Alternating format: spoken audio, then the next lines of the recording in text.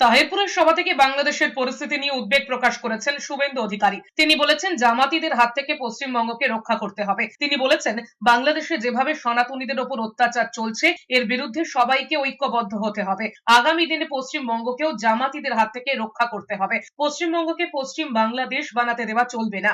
দীপু দাসের উপরে বাংলাদেশে যে অত্যাচার হয়েছে, আপনারা এর বিরুদ্ধে প্রত্যেকে যারা সনাতনী তারা ঐক্যবদ্ধ হয়ে আগামী দিনে জামাতিদের হাত থেকে পশ্চিমবঙ্গকে, নদিয়াকে রক্ষা করবেন।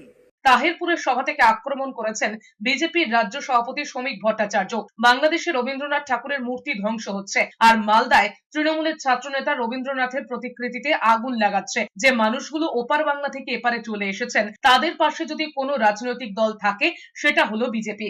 ওপারের যে মানুষগুলো আছেন, ওপারের মতুয়া ভাইরা, ওপারের নমশূদ্ররা, ওপারের দত্ত, বোস, গুপ্ত, মিত্র, জৈন, চাকমা, বুদ্ধিস্ট যারা আছে, তারা আমাদের রক্ত, আমাদের ভাই। তাই যে মানুষগুলো ওপার বাংলা থেকে এবার বাংলায় ছেড়ে চলে এসেছেন নিজের তুলসী তবলায় বাতি দেবার জন্য, যে মানুষগুলো ওপার থেকে এপারে চলে এসেছেন শাখা সিঁদুরকে অক্ষত রাখবার জন্য, যে মানুষ ওপার থেকে এপারে চলে এসেছেন নিজের পদবিটাকে টিকিয়ে রাখবার জন্য, আজকে তার পাশে যদি কোনো রাজনৈতিক দল থাকে তার নাম বিজেপি।